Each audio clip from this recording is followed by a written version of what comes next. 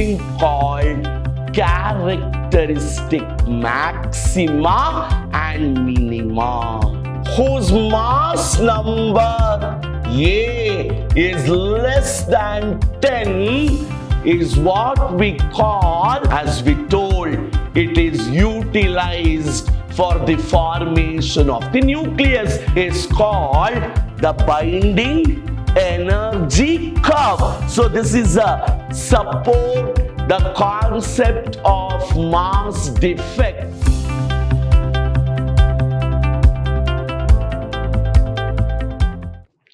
Hello students, let us continue our discussion on the topic nuclei, and session 4, today's class epically deals with a topic called binding energy curve and its characteristics. Before I could venture into the topic of binding energy curve, I will recall two important concepts done in my previous class. One, what is called mass defect, and the other one, what is called as binding energy.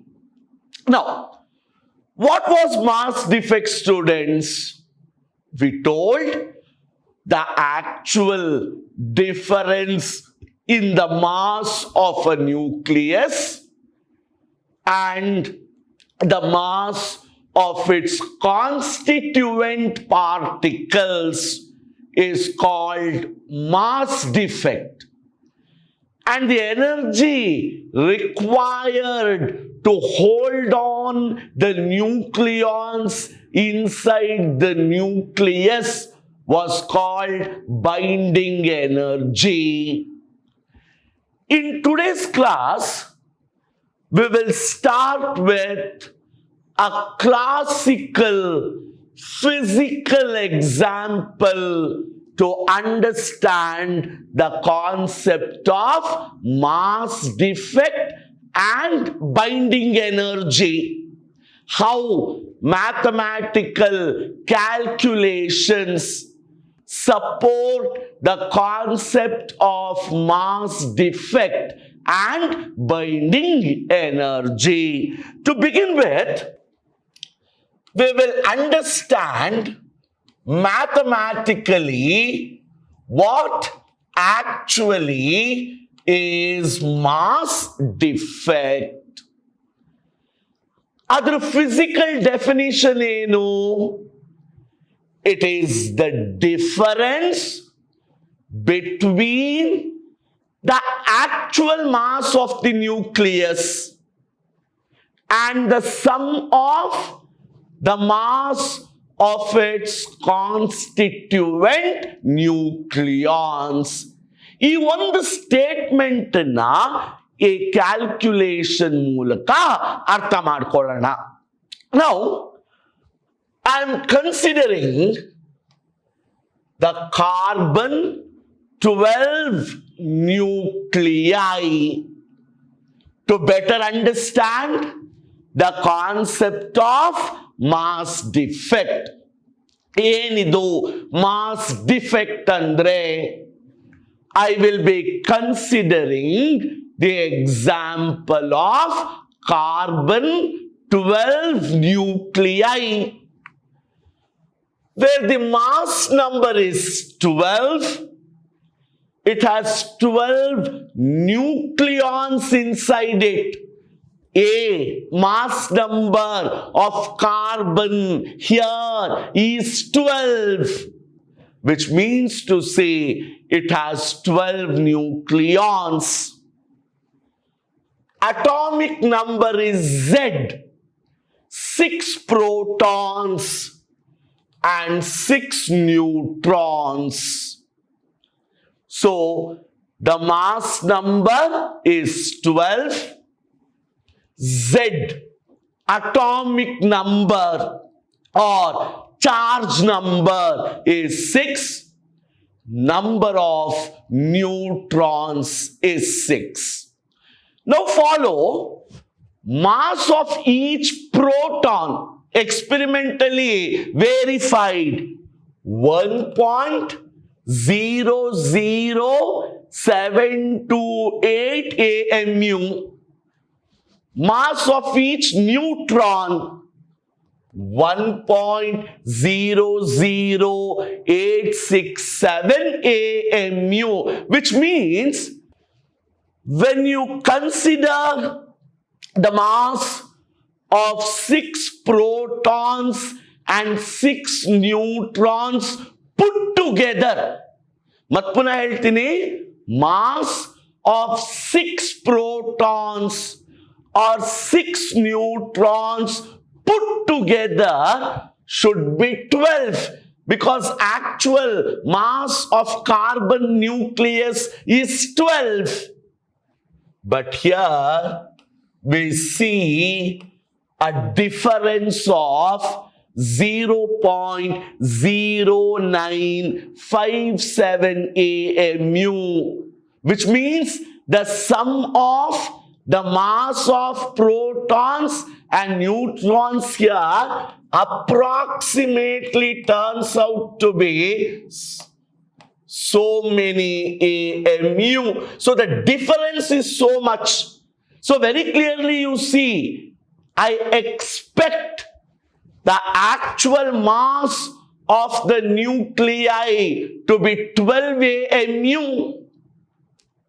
But when I find the sum of the mass of 6 protons and 6 neutrons inside that carbon nucleus, the mass turns out to be 11.99 with a defect of 0.0957 AMU. So very clearly, compared to the total mass of 6 protons and 6 neutrons, the actual mass of carbon-12-6 is smaller by so many units. So very classical example to explain mass defect.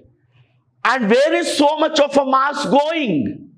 As we told, it is utilized for the formation of the nucleus. You cannot simply abide away by that mass. It has to be accountable. Wast miss agoytu hodre hogli pocket inda anta summirakagala ell hogutte, for the formation of the nucleus.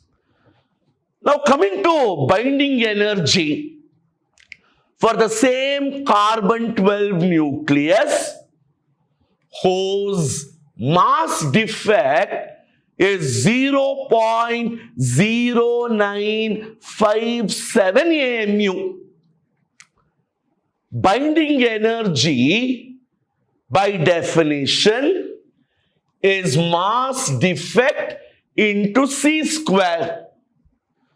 So mass defect into, always remember, in electron volts, 1 electron volt, 1 AMU is so many electron volts. When you multiply 89.19 MeV is the binding energy for carbon-12, which means so much of energy is required to keep those 6 protons and 6 neutrons inside the nucleus of carbon. Or if I want to separate or take out or break open the carbon nucleus into 6 protons and 6 neutrons, so much of energy has to be supplied. So mathematically, I have clearly shown you all what actually is the meaning of mass defect and binding energy.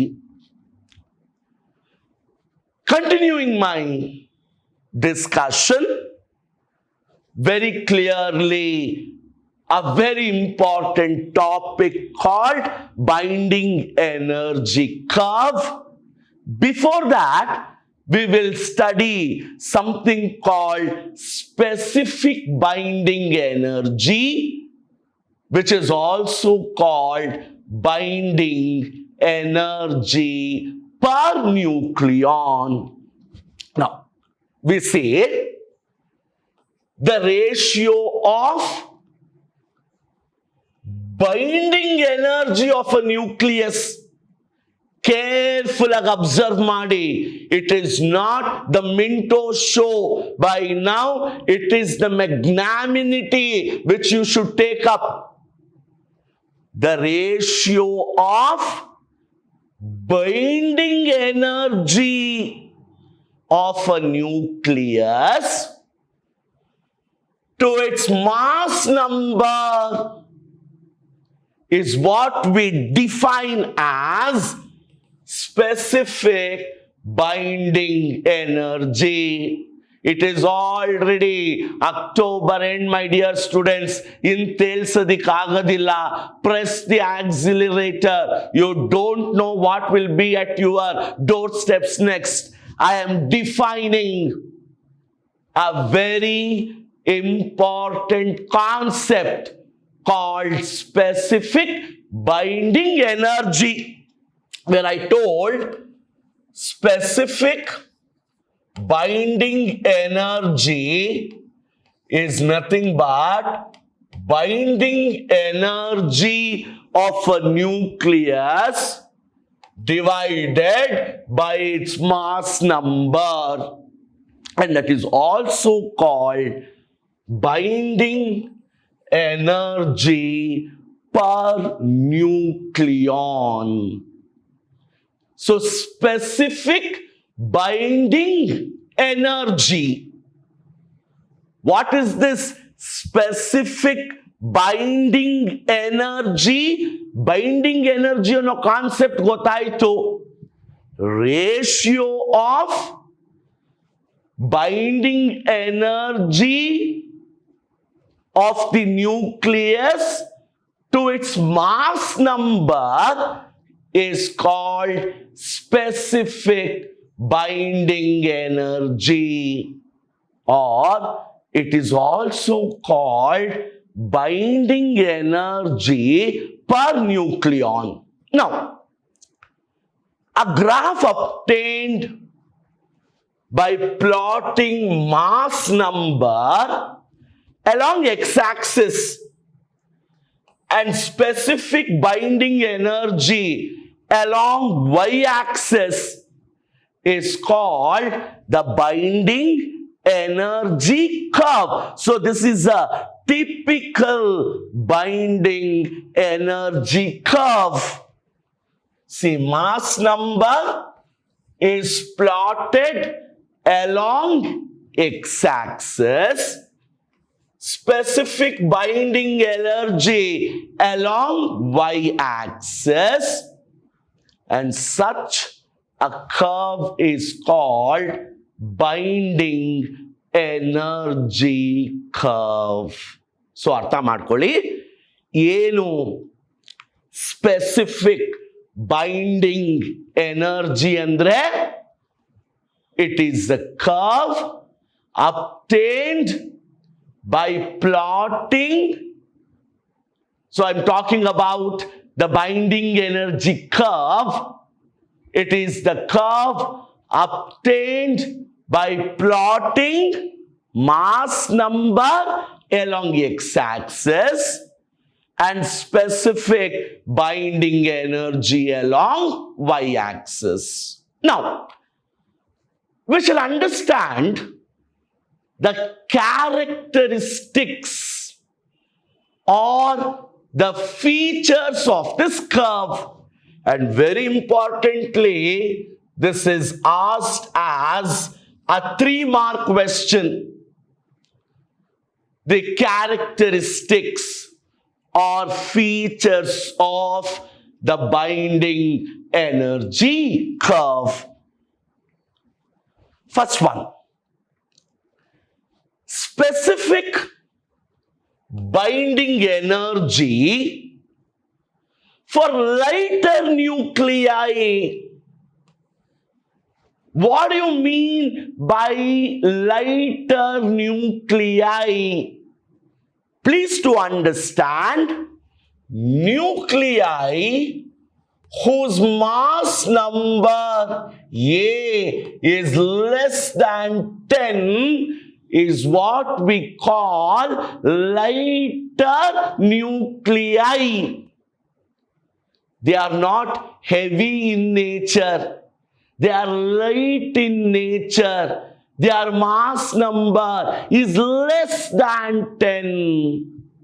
So, specific binding energy for lighter nuclei such as H11, H12, He23 ಆ ಎಲಿಮೆಂಟ್ಗಳದ್ದು mass number ನೋಡಿ, they are very much less than 10. 1, 2, 3 ಇದೆ. Therefore, I am considering them to be light, and for such nuclei, specific binding energy is very, very low. So if you observe the curve, I'm talking about this region of the curve, which will indicate the existence of the lighter nuclei. ನೀವು ಈ part ಗಮನಿಸಿ, mass number less than 10. ಇಂಥ ನ್ಯೂಕ್ಲಿಯೈಗಳನ್ನ ನಾವು lighter nuclei ಅಂತ ಕರಿತೀವಿ. ಮತ್ತು ನೀವು ಇಲ್ಲಿ ಗಮನಿಸಿದ್ರೆ ಇಂಥ ನ್ಯೂಕ್ಲಿಯೈಗಳಿಗೆ ಸ್ಪೆಸಿಫಿಕ್ ಬೈಂಡಿಂಗ್ ಎನರ್ಜಿ ತುಂಬಾ ಲೋ ಆಗಿರುತ್ತೆ. So for all lighter nuclei, lighter in the sense mass number is less than 10. For such nuclei, specific binding energy is very, very low. Next one. For nuclei whose mass number ranges between 20 and 40, they show characteristic maxima and minima. And such nuclei or elements are called pedagogic elements. Tumba interesting agide. For nuclei whose mass number ranges between 20 and 40. 20 ಮತ್ತೆ 40 ಮಧ್ಯ ಇರೋ mass ನಂಬರ್ಗಳಲ್ಲಿ ಮಾತ್ರ there is characteristic maxima and minima, and such elements are called pedagogic elements. Nuclei whose mass number corresponds to maxima have high specific binding energy, and nuclei whose mass number corresponds to minima has less specific binding energy. Which means to say, if you observe the region of the mass number 20 to 40, Such nuclei are exhibiting something called characteristic maxima and minima. So, this is what we call as the maxima, and this is what we call the minima, and such elements are called pedagogic elements. ನಿಮಗಿನ್ನು ಎಲ್ಲೂ ಈ type of variation ಕಾಣಿಸಲ್ಲ. Nowhere in the region of the curve you will have such type of maxima and minima. It is only for mass number between 20 and 40. All mass numbers which corresponds to maxima will have high specific binding energy.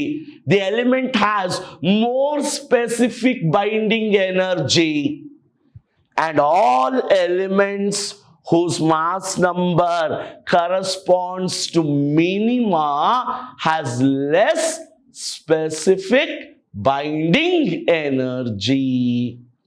So, understand students, in the region of 20 to 40, there is characteristic maxima and minima. All nuclei whose mass number indicates maxima, they have high specific binding energy, and those indicating minima has less specific binding energy.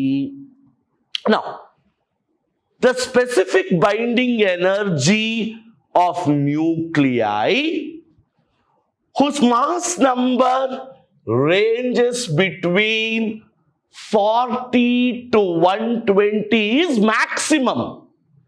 For any nuclei whose mass number ranges between 40 to 120 is maximum, and they are highly stable nuclei.